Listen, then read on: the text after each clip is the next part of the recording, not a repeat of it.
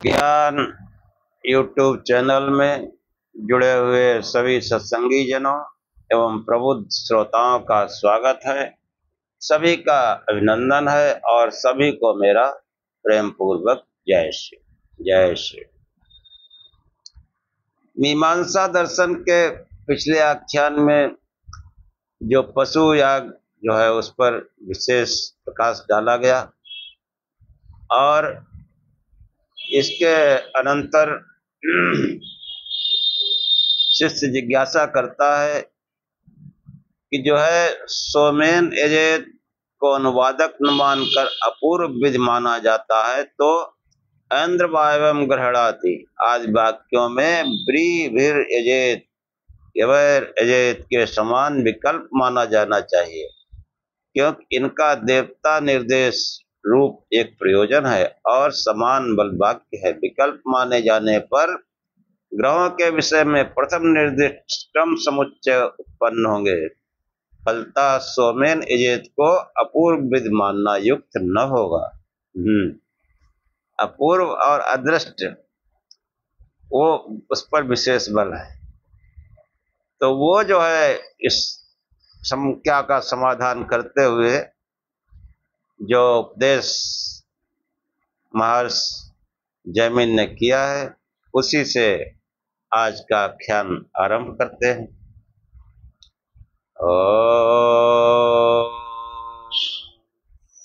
असतो मा सद्गमय तमसो मा ज्योतिर्गमय मृत्योर्मामृतं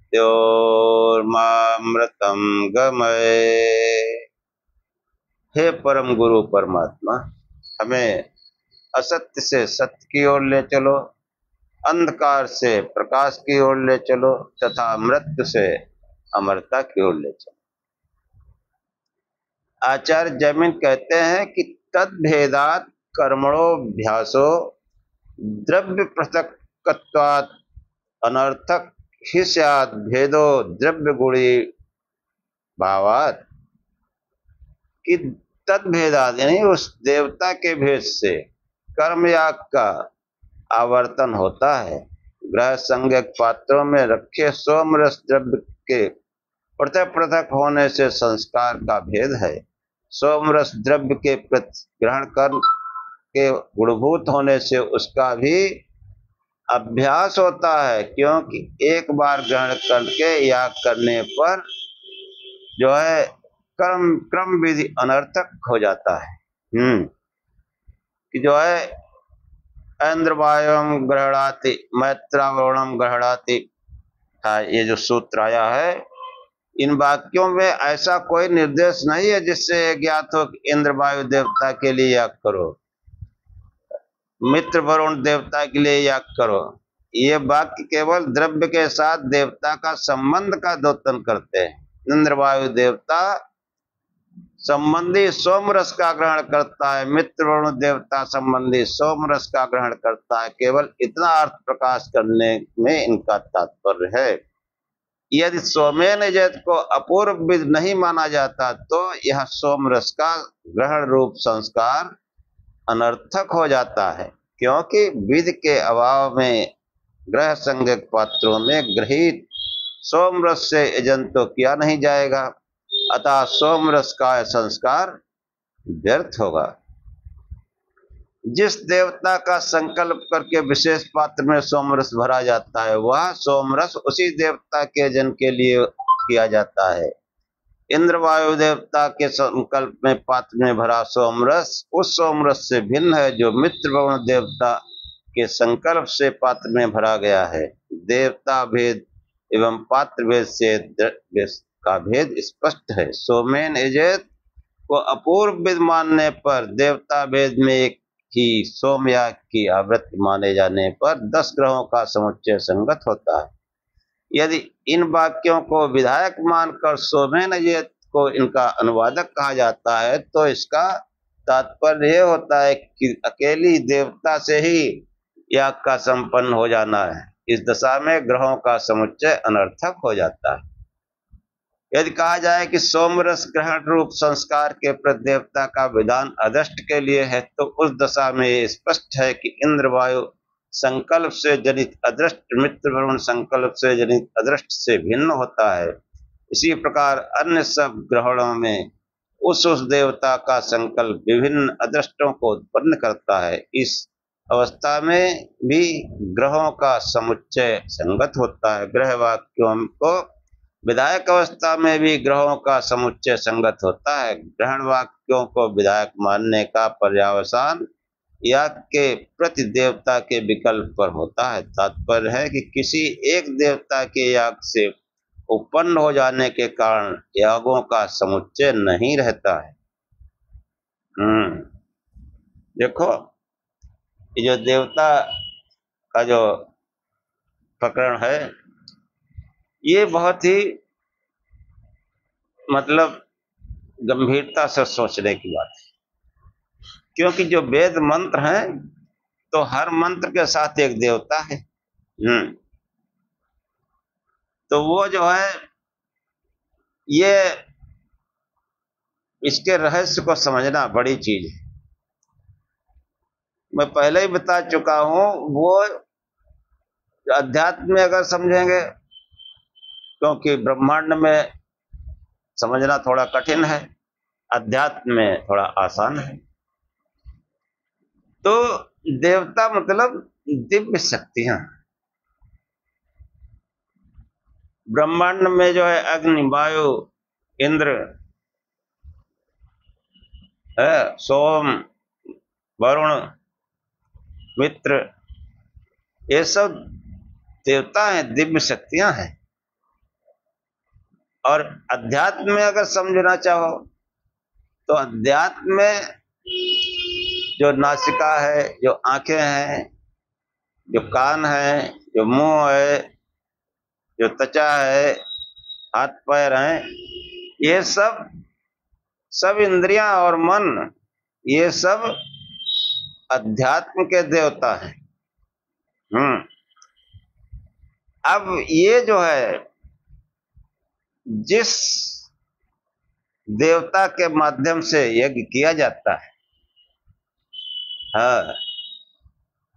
उस देवता का वहां पर गान होता है।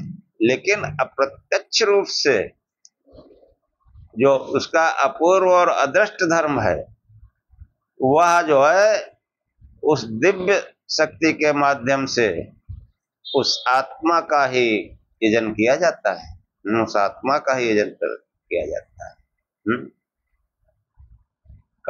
केनोपनिषद में कहा गया है, यद भागम अभ्युद्यते यो श्रोतम न शृणेत एनेदम श्रोतम श्रुतम तदेव ब्रह्मं त्वं विद्धि नेदम यज्ञम उपास्ते यत् मनुषा न मनुते एनाहुर्मनोमतं तदेव ब्रह्म त्वं विद्धि नेदम यज्ञम उपासते। ऐसे ही समस्त इंद्रियों का जो है, ज्ञानेंद्रियों का विशेष तौर से उसमें वर्णन आता है केनोपनिषद में। तो ये जो है कि जो मन से मनन नहीं किया जा सकता है, ये मनसा न मनुते एनेदम मनोमतम, जिसके द्वारा मन मनन करता है, जो मन के द्वारा नहीं मनन किया जा सकता है, अपितु मन जिसके द्वारा मनन करता है वह ब्रह्म, उसको जानो। ये जो दिख रहा है मन, ये नहीं। यद भाग्य अभ्युदते नभ्युदते एनेदम, भाग मतलब जिसके द्वारा वाणी बोलती है, उसको तो ब्रह्म जान।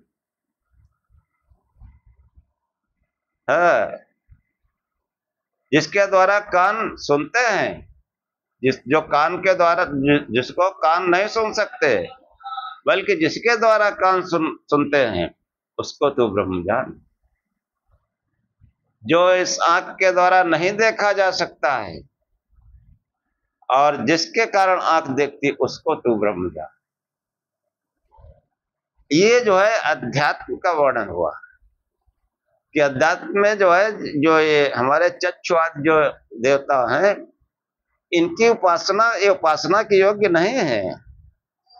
वो जो है उपासना जो है जिसके द्वारा ये दिव्य शक्तियां जिसकी हैं, जिसके द्वारा ये दिव्य शक्तियां काम करती हैं, वह ब्रह्म है, उसकी उपासना कर।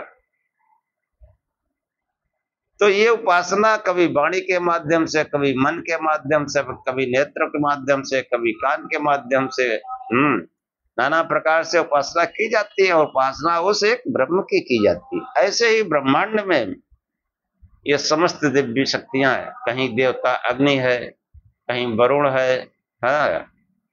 तो ये देवताओं का यजन करने का कोई विधान नहीं है। उन दैवी शक्तियों के माध्यम से उस परमात्मा का, उस ब्रह्म का यजन करना चाहिए। हाँ, तदेव ब्रह्मम तब विद्धि नेदम यदम उपासते। जो यहाँ की उपासना कर रहे हैं, जो कान की उपासना कर रहे हैं, जो नासिका की उपासना कर रहे हैं, त्वचा की उपासना कर रहे हैं, इनका नहीं। ये जो है दिव्य शक्तियां जिस आत्मा के कारण कार्य कर रही हैं, ज्ञान कर रही हैं, वह ब्रह्म है, उसको तो जान। ऐसे ही ब्रह्मांड में उसकी दैवी शक्तियां उस ब्रह्म की मौजूद हैं। उन दैवी शक्तियों की उपासना की आवश्यकता नहीं है। ये दैवी शक्तियां जिसकी हैं, इस ब्रह्मांड के पीछे जो इसका करता है, जो इसका रचना पालन संहार करता है, वह ब्रह्म है, उसको जानो। तो ये जो देवता, हर मंत्र में देवता है, तो देवता का तात्पर्य वही है कि जो ये दिव्य शक्तियां हैं, इनकी उपासना में मत लगे रहा। इनकी जो विधायक शक्ति है, इनको जो इनका जो मूल है, उसकी उपासना करो। अध्यात्म में जितनी हमारी ज्ञानेंद्रियां जो हम ज्ञान करते हैं, उसके मूल में वो आत्मा है। वो आत्म तत्व में रहे तो इंद्रियां क्या कर सकती हैं? ज्ञानेंद्रियां कुछ नहीं कर सकती। तो वास्तविक क्या है? वास्तविक वो आत्मा है, ब्रह्मांड में वो ब्रह्म है। और ब्रह्म और इस आत्मा का ज्ञान, आत्मा मतलब जीवात्मा का ज्ञान, ये दोनों उस आत्मज्ञान में समाहित हो जाते हैं। उसको आत्मज्ञान कहते हैं। तो इस पिंड में वो आत्मा ही उपासनीय है और ब्रह्मांड में ब्रह्म उपासनीय है। ये जो है समझने की जरूरत है। जो ये समझ वेदों में तमाम देवता आए हैं, पहले भी मंत्र समझ चुके हैं। इंद्र मित्रम वरुणम अग्निमाहुर अथो दिव्या सपर्णो गरुत्मान एकम सद विप्र बहुधा वदन्ति। एकम सद, वह एक है। विप्र लोग जो है उसको नाना प्रकार से बोलते हैं। जिस शक्ति का उद्रेक देखते हैं, हाँ, तो कहीं उसको अग्नि नाम दिया, कहीं इंद्र नाम दिया, कहीं मित्र और कहीं वरुण नाम दिया। वह एक है। वह एक है। ये उसकी शक्तियां हैं ब्रह्मांड में। इन शक्तियों की उपासना से कोई लाभ नहीं होगा। उस एक ब्रह्म तत्व का जो प्रकाश स्वरूप है, उसका, उसमें हवन करो। वो अदृष्ट यज्ञ, अपूर्व यज्ञ। ये जो यज्ञों का वर्णन विशेष तौर से हुआ है मीमांसा में, ये बार बार जो है भाष्यकार कहते हैं कि अदृष्ट और अपूर्व धर्म, अदृष्ट और अपूर्व कर्म। हाँ, तो ये जो है समझने की जरूरत है कि आगे जो है उपदेश करते हुए महर्षि जैमिनि कहते हैं कि संस्कारस्तु न विद्येत प्रार्थत्वात् द्रव्यस्य गुणभूतत्वात्। कि संस्कारा यानी जो ये वाक्य हैं, इन वाक्यों द्वारा निर्दिष्ट पशुबंधन रूप संस्कार नहीं, तो नहीं भिन्न होवे। यूप द्रव्य के परार्थ होने से अर्थात बंधन रूप प्रयोजन होने से जो है सौम्याग के प्रतिरूप और गुणभूत अंग रूप होने के कारण पशु बंधन रूप संस्कार का खादिर आदि उपों में अभ्यास नहीं होगा। जो भी पीछे पशु यज्ञ की बात हो, फिर उन्होंने जो इस बात को यहाँ फिर ले आए कि पशुबंधन के लिए यूप निर्माण, यानी वो खूंटा जो इसमें बांधा जाता है, यूप निर्माण खैर ढाक बहेड़ा आदि की लकड़ियों के विकल्प के समान ऐन्द्रवाय एवं ग्रहणादि आदि वाक्यों में भी ऐन्द्रवाय सोमरस मैत्रावरुण सोमरस आदि का विकल्प होना चाहिए। जो यहाँ आपत्ति प्रथम उठाई गई है वह ठीक नहीं है, क्योंकि ग्रह पात्र में सोमरस ग्रहण रूप संस्कार सोमयाग के प्रति गौड़ नहीं है। वह सोमयाग का प्रधान साधन है, वहां विकल्प संभव नहीं है, अन्यथा ग्रहण संस्कार ही व्यर्थ हो जाएगा। गत सूत्र में स्पष्ट कर दिया गया है कि परंतु पशुबंधन में यूप की वह स्थित नहीं है। पशुबंधन संस्कार खैर डाक आदि उपादानों से निर्मित यूपों में से किसी भी किया हुआ सिद्ध हो जाता है। हाँ, किसी से भी किसी पेड़ का ले आओ, खूंटा गाड़ दो, पशु बांध दो उसमें। हाँ, क्योंकि खादिर आदि यूप पशुबंधन के लिए श्रुत है। इंद्र वायु आदि देवता या कर्म के प्रति श्रुत नहीं है। ग्रह संज्ञक पात्रों में सोमरस भरने के प्रति श्रुत है, अतः इनका समुच्चय होगा, विकल्प नहीं। ये सब मिलकर के जो है वो यज्ञ को संपन्न करते हैं। ये जो है जो पशु यज्ञ है, सोम यज्ञ जो है, ये इसके बारे में विशेष तौर से समझाया गया। अब आगे जो है जो संख्याकृत कर्म भेद का जो है व्याख्यान करते हैं महर्षि जमीन। हाँ, कि वैदिक वाग्मय में पठित है वाजपेयीन स्वराज कामो यजेत,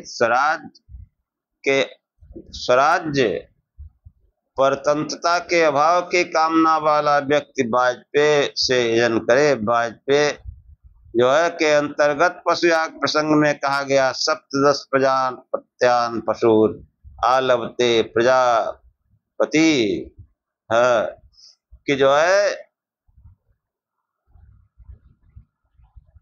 देवता वाले 17 पशुओं का आलंबन करे। अन्यत्र कहा गया सप्तदशो वै ही प्रजापति प्रजापते रापते कि प्रजापति 17 अवयव वाला है। प्रजापति की प्राप्ति के लिए श्यामा स्तोपरा एक रूपा भवंति एवमेव ही प्रजापति समृद्धे श्यामवर्ण संग्रहित समान आकृति वाले 17 पशु होते हैं। इस प्रकार का प्रजापति समृद्धि के लिए शिष्य आशंका करता है 17 क्या पृथक पृथक अपूर्व विधि है अथवा ऐन्द्रवायव आदि 10 ग्रहणों के समुच्चय के समान 17 पशु वाला एक कर्म है। इंद्र वायु आदि देवता के लिए ग्रह पात्र में ग्रहित सोमरस संकल्पित होता है। ऐसे ही प्रजापति देवता के लिए 17 पशु संकल्पित किए जाते हैं। ये नाना प्रकार के जो आगे कर्म कांड जो संख्या बताई गई, इस संबंध में जो है विचार करते हुए महर्षि जमीन कहते हैं कि ये जो जिज्ञासा जो संख्या संबंधी है 17 पशु 20 पशु, इसके बारे में जो है महर्षि जमीन कहते हैं कि पृथक्त्वाद निवेशात संख्या कर्म भेदः स्यात्।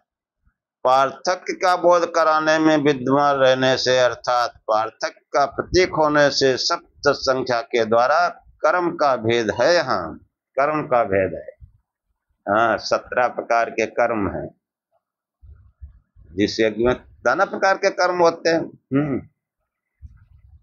18 प्रकार के कर्म बताए गए। मुंडकोपनिषद मंत्र आता है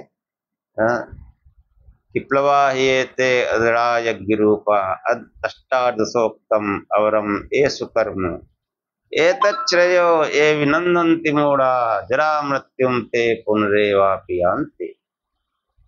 हाँ, अंगिरा ऋषि कहते हैं कि देखो यहाँ 18 प्रकार के कर्म बताए गए।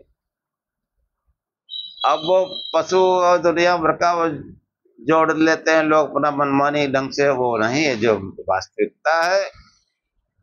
तो अंगिरा ऋषि कहते हैं मुंडक उपनिषद में कि जो है प्लवाह्येते अद्रड़ा यज्ञ रूपा, जो यज्ञ रूप प्लव, प्लव मतलब बेड़े।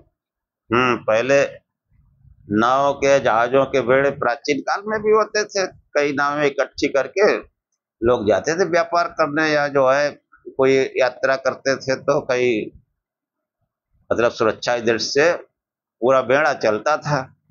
हम्म तो ऋषि कहते हैं प्लवाह्येते अद्रड़ा, ये जो प्लव है, बेड़े, जो यज्ञ रूपी बेड़े हैं, यानी ये जो कर्म कांड जो यज्ञ हम कर रहे हैं, इससे भवसागर पार हो जाएगा, मुक्ति मोक्ष हो जाएगा। कहा ये अदृढ़ है, ढीले हैं, इनसे पार नहीं हो पाएगा। जैसे नाव ढीली हो, कहीं लीक हो रहा हो पानी, अब सोचो कोई तूफानी नदी पार कर लेंगे, बराबर खतरा है, बराबर डूब जाने का। हाँ, जरा जहाज में गड़बड़ होता है, लंगर डाल दिया तो आगे नहीं बढ़ाया जाता उसको।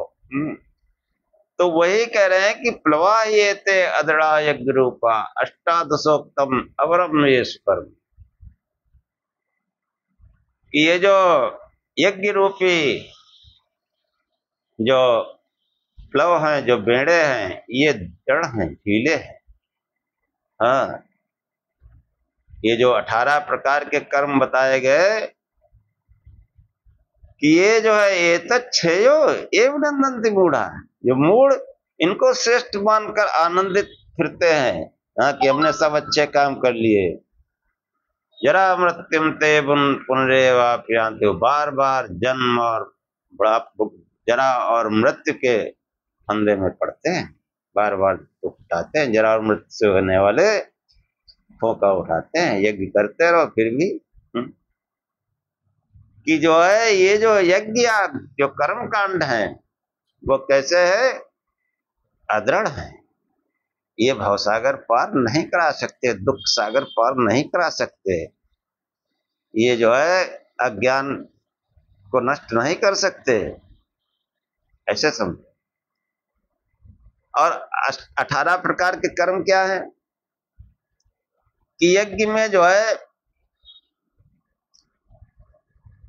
होता, प्रस्तोता, अध्वर्य, उद्गाता, ये 4 जो है मुख्य यज्ञ कर्ता होते हैं। और ये सब के वो असिस्टेंट होते हैं, सहायक, एक आचार्य सहायक यज्ञ कर्ता समझो। तो 3 और 1 4, 4 मिलके जो है ये बैठते हैं यज्ञ में, 4 चक्कू 16 हो गए। और यजमान जो यज्ञ कराता है, यजमान है, यजमान और उसकी पत्नी, ये कुल मिला के जो 18 लोग मिलकर जो काम करते हैं, उसको यज्ञ रूप में 18 लोग मिलके काम करते हैं। 18 प्रकार के कर्म कहो चाहे कुछ, ये जो कर्म करते हैं वो कैसे हैं, भवसागर पार करने के लिए अदृढ़ हैं, दृढ़ नहीं है, ढीले हैं। इनमें बराबर खतरा है। ये जो है ये श्रेष्ठ नहीं है, ये अवर है। अष्टादशोक्तम अवरम ये सुकर्म, अवर है, श्रेष्ठ नहीं है। मतलब निकृष्ट नहीं कहा हमको, अवर है। मतलब जो सोचो कि हम इन यज्ञों से ही हमारा सब लोग आनंद मनाते फिरते हैं कि हमने 4 धाम कर लिए, और सभी शक्तिपीठ हो आए, सभी ज्योतिर्लिंग के दर्शन कराए, और तमाम यज्ञ जो कुछ बताए गए सब कर लिए। अब सोचते हैं इससे आगे कोई श्रेष्ठ है ही नहीं। तो अंगिरा ऋषि कहते हैं वो मूढ़ है। एतच्छेयो एव नंदन्ति मूढ़ा, ऐसे मूढ़ लोग, मूर्ख लोग बार बार मेरे चंगुल में आते हैं, और बार बार जो है बुढ़ापा और मृत्यु के दुख को पाते हैं। तो ये अवर है, हाँ श्रेष्ठ नहीं। अवर मतलब जूनियर कर्म है, मतलब ये कर्म है और शुभ कर्म ही है, अशुभ नहीं है।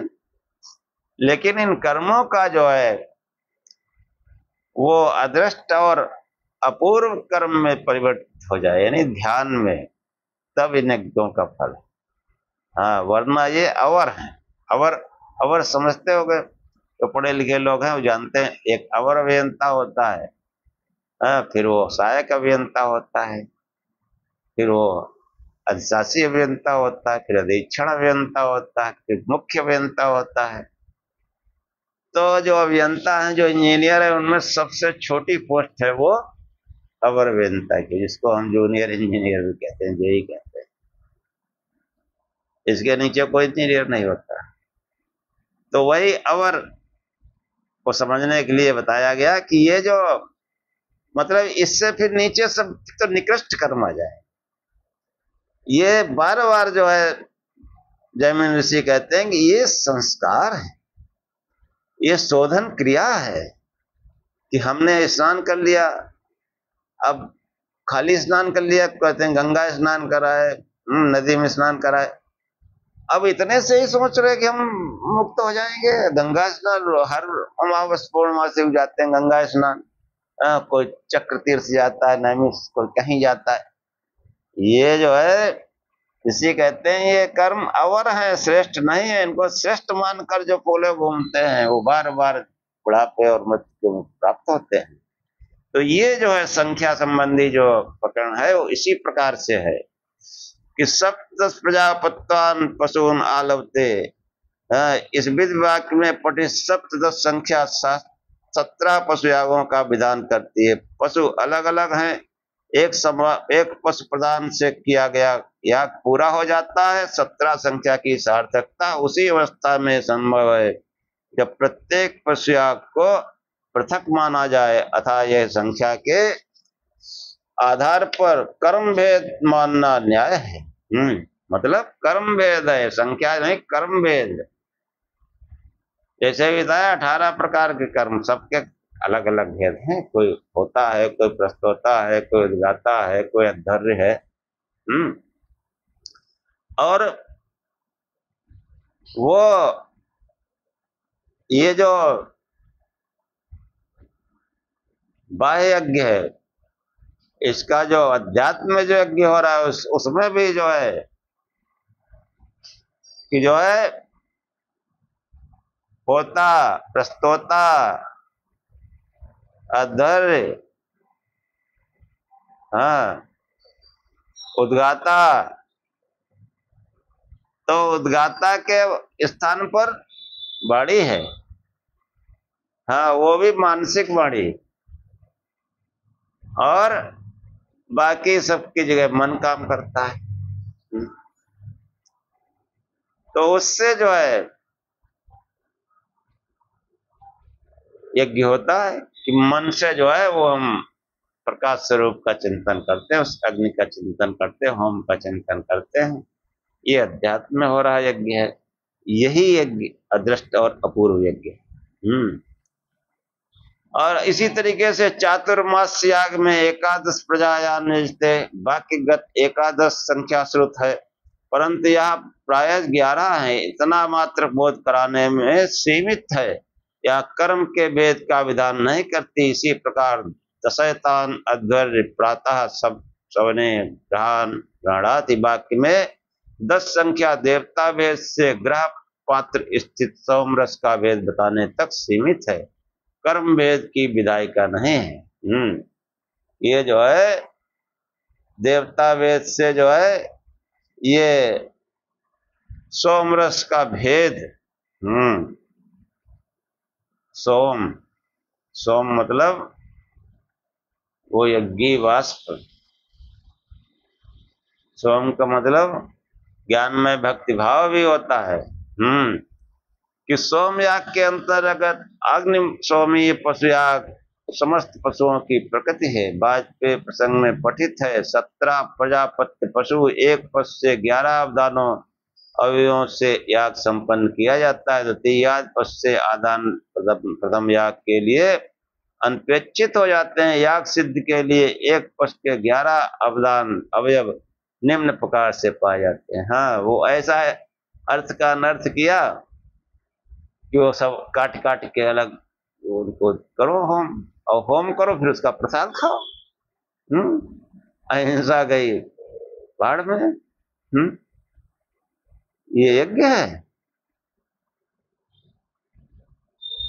ये तो पूरी दुष्टई है जो आचार्य पशु बलि देते हैं।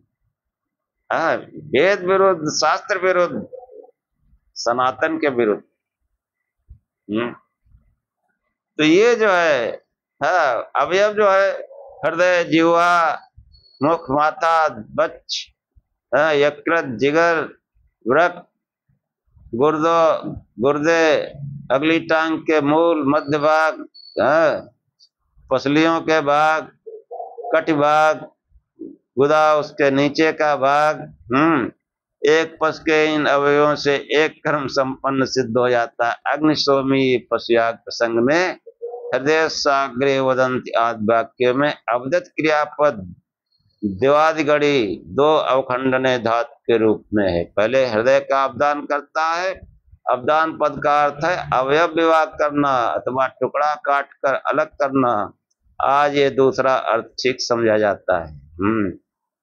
यही अर्थ लोग समझते हैं कि काट काट के खाओ भाई, मजा लो, जीव का स्वाद लो। हाँ, इसके विपरीत आदिकाल में कृषिजीवी वर्ग में पशु यजन अर्थात पशु पूजन की पद्धति भिन्न प्रकार थी। वे प्रतिमास एक दिन अमावस्या को कृषि उपयोगी पशुओं को विशेषता तथा अन्य सब पशुओं को साधारणता विश्राम देते तथा उनके प्रत्येक अंग को शुद्ध जल से धोकर स्वच्छ करते। 11 पशुदेह अंगों का जो प्रथम उल्लेख किया है उसमें समस्त शरीर आ जाता है, कोई अंग शेष नहीं रहता। जैसे अभी जो अंगिना है तो हर एक अंग का जो है वो यज्ञ का मतलब उसको साफ सफाई।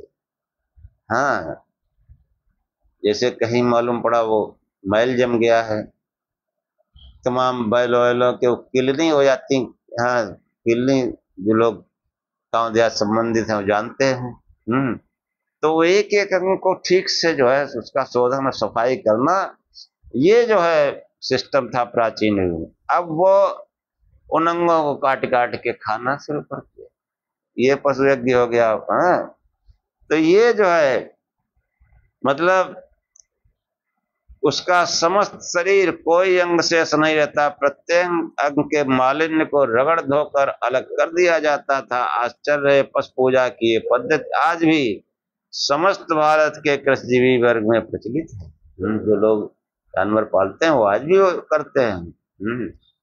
कि नहीं रोज तो एक दिन तो हफ्ते में जरूर कायदे से नहलाएंगे। चाहे वो नहर में नहलाएं, तालाब में नहलाएं, चाहे अपने घर में पानी से नहलाएं, नहलाएंगे पूरा साफ करके वहां कायदा। बाद में जो है समाज में प्रभावी बुद्धिजीवी पर स्वार्थी विषय लंपट रसना लोलुप कुछ लोगों ने समाज और देश के इतने उपयोगी पशु को अदृश्य कल्पित देवता के नाम पर कि देवता को बलि चढ़ाएंगे, यज्ञ मंडप जैसे पवित्र धार्मिक कार्य के केंद्र स्थान को पशु बधशाला बना लिया। बताओ, यज्ञशाला इतनी पवित्र होती, वहां अगर पशु काटे जाएंगे तो बताइए वो पवित्र रह जाएगा। अवसर पाकर कालांतर में इसी को धर्म का अंश समझा जाने लगा। हृदय साग्रे वदति आज वाक्य ऐसे ही काल में लिखे गए प्रतीत होते हैं। प्रचार एवं अंध परंपरा के बल पर समाज में स्थान पा जाने पर इस मान्यता का प्रबल विरोध करने वाले व्यक्ति समय समय पर प्रादुर्भूत होते रहते हैं। हाँ, तमाम महापुरुष है जिन्होंने इस परंपरा का विरोध किया। सबसे ज्यादा तो बलि जो है गौतम बुद्ध के टाइम दी जाती थी, तो उन्होंने सीधे अहिंसा का प्रचार किया कि अहिंसा अगर नहीं है तो फिर तो आदमी ही नहीं है, पशु हो। तो आचार्य दयानंद सरस्वती उन्होंने बाद में देखो प्रचार किया, हाँ, अहिंसा को। सर्वोपर रखा। तो अनेक जो है कबीर ने प्रचार किया कि बकरी पाती खात है ताकि काढ़ी खाल, जे नर बकरी खात हैं इनके कौन हवाल। उनका क्या होगा? ये बकरी घास खाती है उसकी खाल निकाली जाती है, और जो बकरी खा जाते हैं उनका क्या होगा? तो इस प्रकार अनेक महापुरुष जो है वो आते रहे और उनका जो है वो प्रयास करते रहे। हाँ, तो ये जो है समाज के ऐसे जो लोग जब आ जाते हैं तो उनका विरोध भी होता है, कहीं न कहीं वो प्रथा बनी रहती, फिर वो धीरे धीरे अपना बढ़ जाते हैं। ये समाज में जो है मतलब बड़े भाग ने जो है बहुत से लोग इसको कभी स्वीकार नहीं किए बलि को। और जो है जो बहुत जगह इसका चल रहा है, बराबर चल रहा है, खासतौर से पहाड़ी क्षेत्रों में वो या आदिवासी क्षेत्रों में वो बलि जरूर देते हैं। वो कच्चे ही खा लेते हैं। तो ये सब चर्चा करने की कोई आवश्यकता नहीं। प्रजापति देवता से संबंध 17 पशु क्या है विचारणी है। ज्ञात होता है कि 17 का संबंध कालकृत है। प्रजापति सूर्य का नाम है। सूर्य के चारों ओर पृथ्वी एक परिक्रमा जितने समय में पूरा करती है वह एक संवत्सर है।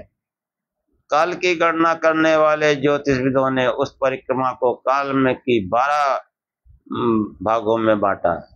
12 आदित्य नाम से समस्त वैदिक वाङ्मय में ज्ञात है। 12 आदित्य यानी 12 महीने। और संवत्सर के आगे स्थूल विभाग ऋतु है।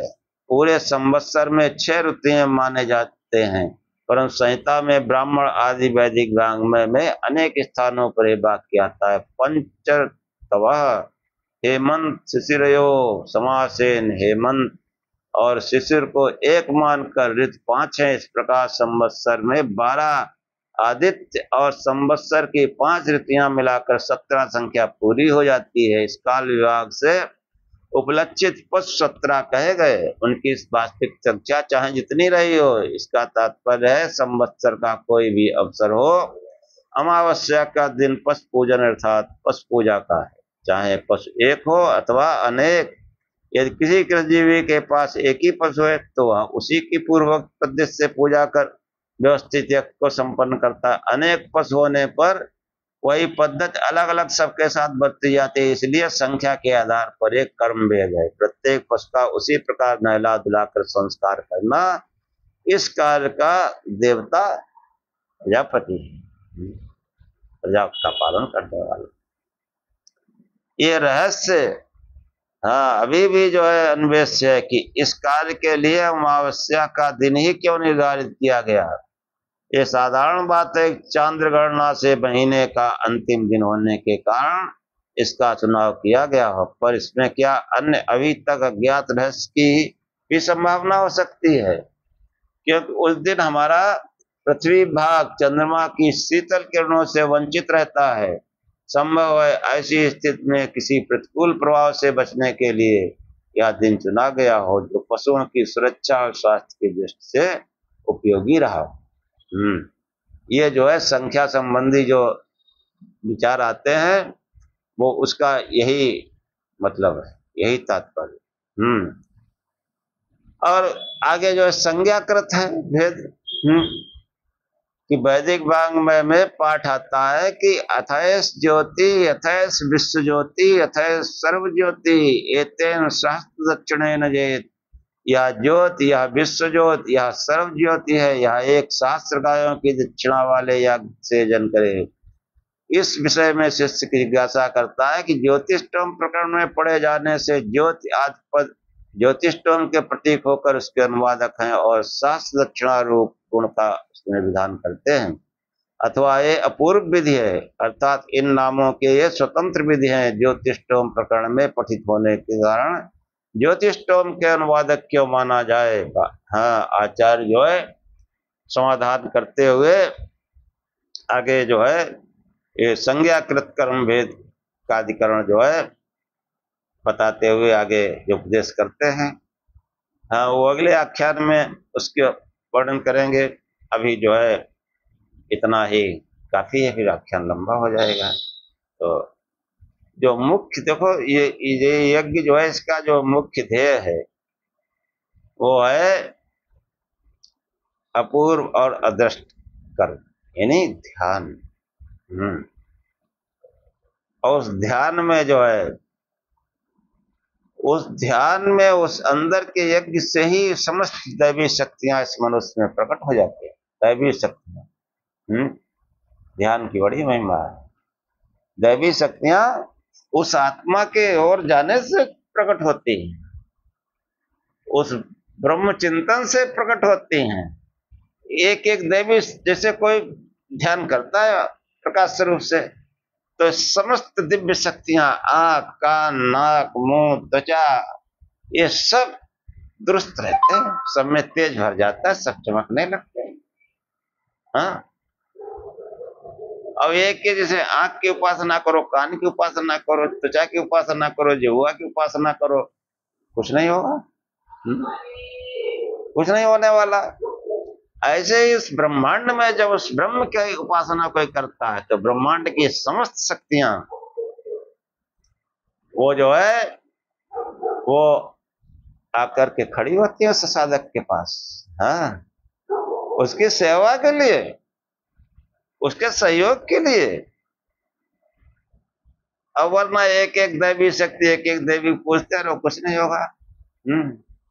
वो जो समस्त देवियों का, हाँ, और दैवी शक्ति सब बुद्धि में है। केनोपनिषद जिसका मंत्र पढ़ा था, उसमें आगे आया है कि वो, उसमें एक आख्यान आता है यक्ष और अग्नि वायु इंद्र का।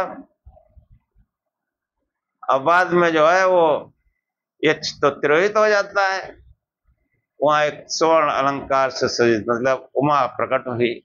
हाँ, वो मतलब जो है साकार में आख्यान दिखाया गया, उसमें उमा का जो है विस्तार किया कि उमा का अर्थ है बुद्धि। वो माने है या नहीं, ये विचार बुद्धि में आता है। और उमा के जो ये समस्त रूप हैं देवियों के, उमा, और उमापति जो है वो महेश्वर है। उमापति कौन है? उमापति भगवान शिव है। इसलिए शिव शिव जपो, सब ब्रह्मांड की सभी शक्तियां जो है आपके लिए सहयोग के लिए खड़ी होंगी। हाँ, सब काम बनेंगे। हाँ, अभ्युदय इसी को कहते हैं, सब काम बने। अभ्युदय है संसार में, चकाचक रह रहे हैं। अब ज्यादा बढ़ेंगे तो फिर वो संसार फिर जाएगा, आंख यहाँ बंद होने लगेगी। ज्यादा जाप करोगे, सिर्फ सिर्फ जाप, आंख बंद हो जाएगी, जाप भी बंद हो जाएगा, फिर वो अंदर खेल शुरू हो जाएगा, वो अदृष्ट और अपूर्व धर्म स्टार्ट हो जाएगा। ये यज्ञ है, इसलिए खूब शिव शिव जपो, प्रकाश स्वरूप से ध्यान करो। यही जो है सब शास्त्रों का निचोड़ है। इसी के साथ आज का ध्यान समाप्त करते हैं। ओम सहनाववत् सहनौ भुनक् सह वीर्यं करवावहे तेजस्विनावधीतमस्तु मा विद्विषावहे। ओम शांति शांति शांति। हे परमात्मा, हम दोनों श्रोता और वक्ता की साथ साथ रक्षा करें, साथ साथ पालना करें। हमारा पढ़ा पढ़ाया एक साथ तेजस्ता को प्राप्त करें, हम आपस में द्वेष न करें। हे परमात्मा, हम दोनों को त्रिविध शांति प्राप्त हो। ओम शांति शांति शांति। जय श्री